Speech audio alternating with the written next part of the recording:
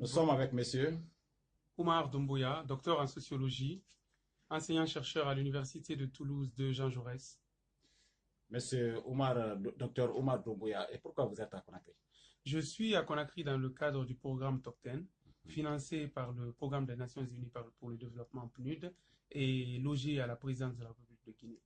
Donc, je suis arrivé pour 45 jours de prestation, c'est-à-dire que j'ai été affecté à l'université de Kindia, où j'ai professé dans deux facultés, en l'occurrence la faculté des sciences humaines, la faculté des sciences économiques et de gestion et la faculté des sciences sociales, où j'ai donné des cours de sociologie du travail aux étudiants de L3 économie, c'est-à-dire des jeunes qui sont en administration économique et sociale, mais aussi en administration des affaires et en L3 sociologie.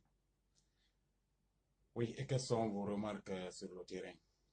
Le terrain, il faut pas se leurrer ni se cacher la vérité, c'est que les étudiants ont soif du savoir. Ils veulent apprendre, mais parfois le corps professoral qui travaille beaucoup en Guinée, qui est très productif, n'est pas toujours à la hauteur. Parce que, et notamment dans des disciplines diverses et variées, nous avons besoin de la diaspora guinéenne, des docteurs, des professeurs qui viennent professer dans le cadre du TOCTEN. Le TOCTEN est un programme, comme je l'ai dit, financé par le PNUD. Il est bien financé et il permet à la diaspora guinéenne de rentrer au pays, de s'acclimater avec la manière de faire, la manière de travailler ici et de pouvoir rester sur le pays.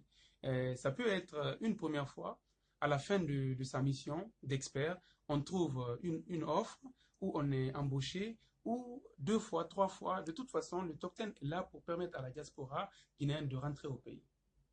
TOCTEN, c'est ce projet qui tend la main à la diaspora guinéenne. C'est ce projet aussi qui vise la diaspora guinéenne. Vous qui êtes basé en France, vous êtes aujourd'hui à Conakry, après un long séjour à l'intérieur du pays, notamment Kindia. Aujourd'hui, vous y croyez à ce projet? Bien sûr, j'y crois. C'est pourquoi, lors aussi bien de mon rapport d'étape que j'ai rédigé, que le rapport complet et final, j'ai demandé au PNUD de faire en sorte que l'enveloppe allouée au TOCTEN soit un peu plus conséquente pour permettre à plus de Guinéens qui habitent de l'autre côté de la Méditerranée de bien vouloir rejoindre le pays et aider le pays pour sa construction, parce que le pays en a besoin. Le pays en a besoin, cette diaspora guinéenne qui hésite tant. Aujourd'hui, vous pouvez couper carrément ce cordon d'hésitation. Pourquoi pas?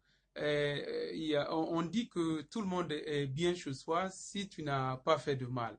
Et je crois que, vu ce que le pays nous a donné, parce que la plupart des gens qui ont aujourd'hui 30 ans, 40 ans et qui sont à l'extérieur ont étudié dans le système guinéen et dans le système public guinéen.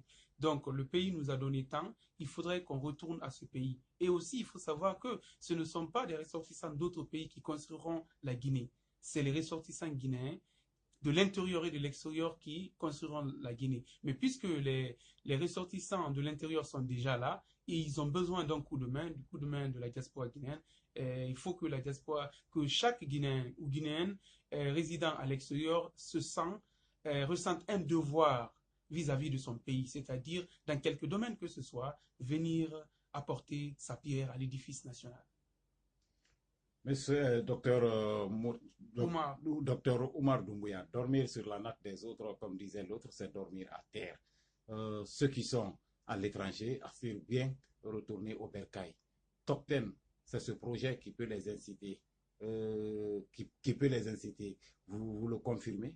je le confirme, d'autant plus il y a un site pour s'inscrire, il y a un formulaire à remplir et pour venir donner du soi au pays. Et donc, n'hésitez pas, allez-y sur Internet et mettez Tocten Guinée ou candidatez à Tocten Guinée. Vous verrez tout ce qu'on demande. Il n'y a rien de sorcier, tout est à votre portée. Et moi, j'encourage les autres qui y sont de venir donner un coup de main au pays parce que c'est un devoir et c'est une nécessité. Bon, vous êtes en Guinée, pardon, vous vivez à l'étranger, vous entendez souvent assez de choses. Ça, c'est une question purement politique. depuis votre arrivée à Conakry et à l'intérieur du pays? Politiquement, ça va? Pourquoi pas? Ça va. En tout cas, depuis que je suis là, ça va faire bientôt 3 mois. Il n'y a pas eu d'événement politique majeur. On est en train de préparer les élections communales. Je suis en train de suivre ce cheminement-là et je crois que ça se passera bien.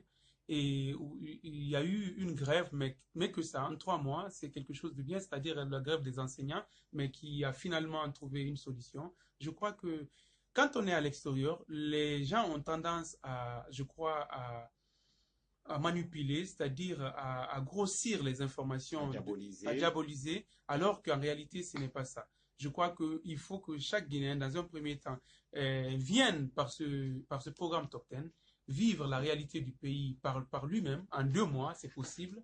Et je dis que la Guinée est en marche. Comme le professeur Alpha Condé l'a dit, Guinée is back.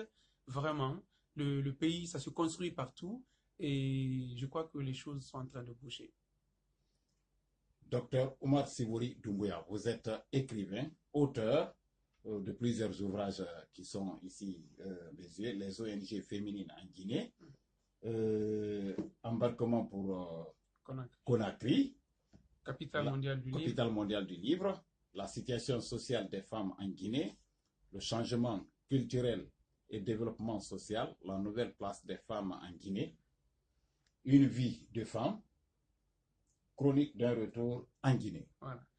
Ce qui prouve réellement que vous êtes un écrivain, un écrivain engagé. Aujourd'hui, votre remarque sur le niveau des enseignants, des élèves, la lecture en Guinée. C'est une question assez épineuse parce que les enseignants, c'est grâce aux enseignants que nous sommes ce que nous sommes. Vous, journalistes, et nous, enseignants-chercheurs, et nous, commis de l'État, etc.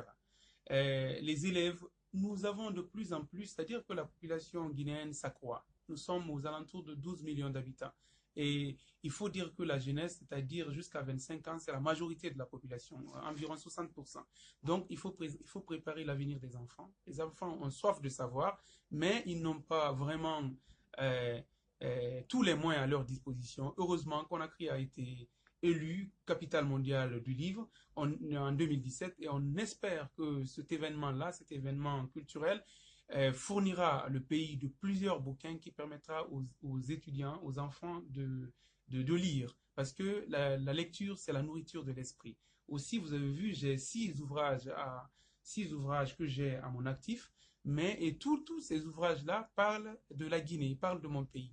J'ai fait mes études doctorales en Guinée. Je viens chaque année donner des cours dans différentes universités guinéennes parce que j'ai soif de venir, de donner de ce que j'ai appris à mon pays. Donc, j'espère que chaque Guinéen qui se trouve à l'extérieur, au lieu de saboter le pays, de diaboliser le pays, quel que soit le bord politique qui soit, quelle que soit l'ethnie qui soit, le meilleur, c'est le pays. Le pays nous appartient, nous l'avons en commun, et donc mieux vaut chanter ses louanges, mieux vaut aider ce pays à se relever qu'autre chose. Vous avez certainement un appel à lancer à l'endroit de cette diaspora guinéenne qui hésite encore et à l'endroit de cette jeunesse guinéenne aujourd'hui qui se dit déboussolée, désemparée, qui n'a pas une certaine confiance aujourd'hui. À cœur vaillant, rien d'impossible. La jeunesse doit prendre sa part. Franck Fanon disait, toute génération doit, dans une relative opacité, découvrir sa mission, la réussir ou la trahir. Donc, aux Guinéens de la diaspora, de savoir ce qu'ils veulent, qui ils sont. Hein, quand on ne sait pas d'où nous venons, nous ne saurons jamais où nous allons. Donc, la diaspora a un devoir de servir ce pays, a un devoir de servir ce pays à l'intérieur comme en étant à l'extérieur, mais nous voulons que les fils du pays se retrouvent à l'intérieur pour aider le pays. La Guinée a tant besoin. Dans tous les domaines, il y a un travail colossal à faire. Merci bien, M. Doumbouya. C'est moi. Tout le plaisir a été pour moi. Je vous remercie.